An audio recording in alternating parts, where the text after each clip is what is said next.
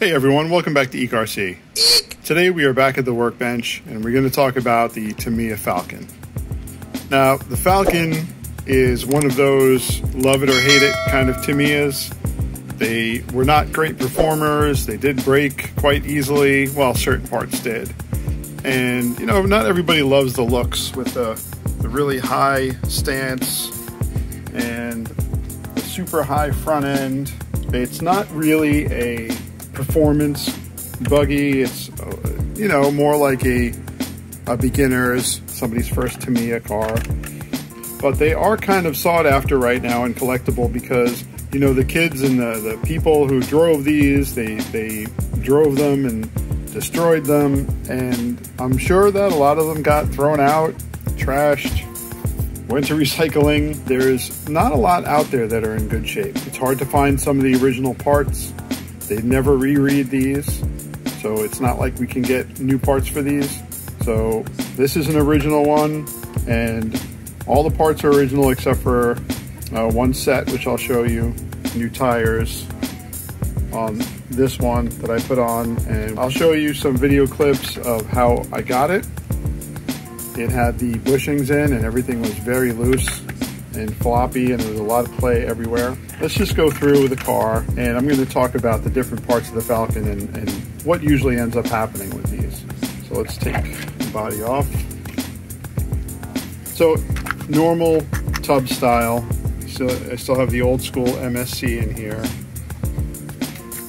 It's very rigid, which probably is one of the reasons why it does like to crack and break. Let's start with the front. The bumper, very flexible, very strong. The bumper's great. As you can see, it does protect most of the front end, which a lot of cars these days don't. That's not really the issue with some of these. So the front end on this, very rigid, very hard plastic. So a lot of things happen with these. So these here, the screw pins, okay, when there's impacts, so this hard plastic has a tendency to crack on anywhere we have these screw pins, because the screw pins going into these parts do create a little bit of stress. This upper section here of the shock tower, these tend to crack off and break, so this part breaks on either side. And as you can see, it lands in the front end. If it lands upside down or you tumble, it's going to land right on this. The other problem with the Falcon is usually that the suspension is very stiff. Right from the factory, they were very stiff. So what I did is I drilled out the pistons inside to make it a lot softer. And I feel like that is also something that causes problems when I talk about the back. Also with this, it puts a lot more stress on, you know, all of this. So it's not really the best design. The other thing is the steering. As you see, as you press down, it kind of changes the suspension, the steering geometry, everything kind of gets thrown off. So that's fixed with a lot of modern buggies too. Tamiya's done a good job making things better over the years.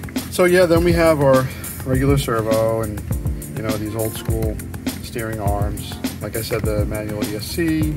I do have a old school Magnum Junior, which does run, works great.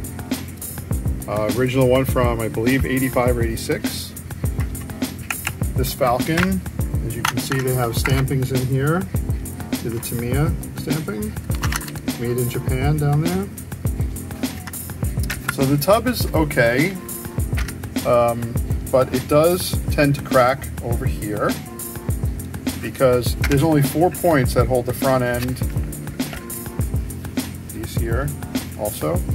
Only these 4 points hold the whole front end to the chassis, and these tend to break.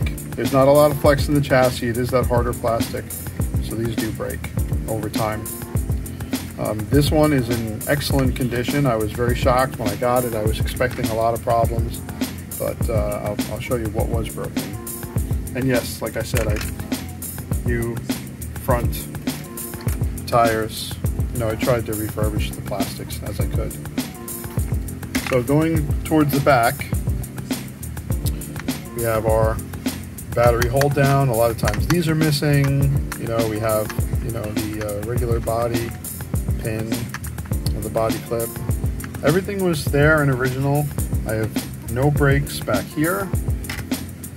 All of this is all original. A lot of times the case is cracked, the gearbox case is cracked. So on the back we have issues, same thing with the screw pins and cracking here. And these rear shocks, and even with me drilling this out, it still is stiff. It's a little more stiff than the front. I was actually thinking of possibly drilling it out a little bit more. I do have, this is the softest oil that I had, but I was thinking about trying to find a softer oil for this. The front actually feels really good. Very smooth, not stiff. The back is still a little stiff. So I'm not sure if anybody can tell.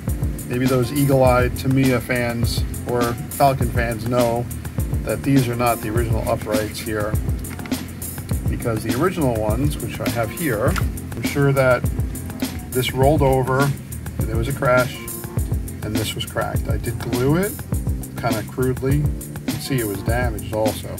I did glue it and it did hold. So I'm gonna, you know, I'll just keep these, but I did get some 3D printed ones that are actually much stronger and very well made, I do have to say.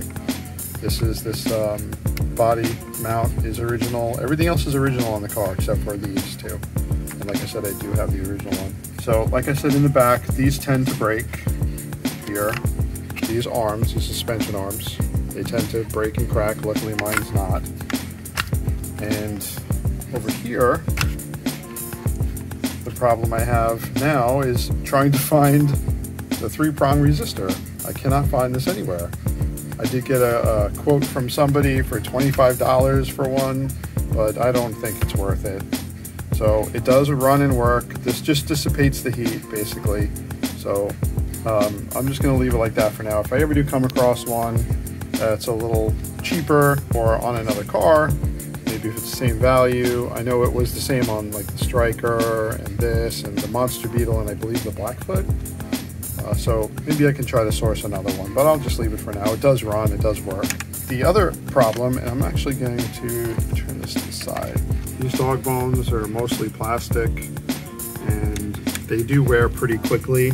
If you don't lube them, which I have some grease in there, some good grease, if you don't lube them, they will wear down very fast.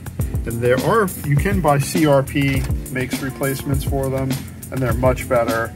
And if you plan on having a Falcon and running it, I do recommend getting, you don't use the original ones, even if they're in there. Just get the CRP ones or try to source some other ones. It has the original motor also in the back. I did put new spike tires, the proper tires. I do have the original tires I'm going to keep with it. I haven't cleaned them, but they're dry rotted, you know, cracked, and these are really worn. And I do have the original driver, which nobody painted, and I'll show you why in a minute. Because they blacked out everything. They just painted it all black. But even this, I did try to repair it a little bit. Now inside, you see it's all cracked. That's probably just from age. And I did have to do a couple repairs with shoe goo and a reinforcement tape. And it actually is very strong and very flexible.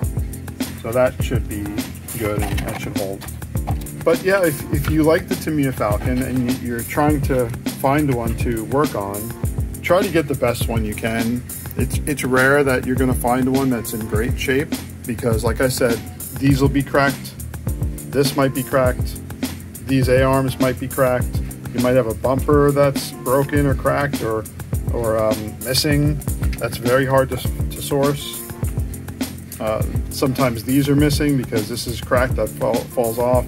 The gear case cracks. The dog bones are missing sometimes. So that's my Tamiya Falcon. I'll probably run it here and there for nostalgia reasons. Just, you know, see it on the road again. It would be fun. It's the antenna wobbling back and forth. And the old Magnum Jr., which I gotta say, these feel so good in the hand. I kind of, maybe it's because I used to use them as a kid, but they do. They just feel solid. They feel good. I mean, my Fly Sky GT5 is great. It's more ergonomic, you know, you can drive with one hand if you really wanted to.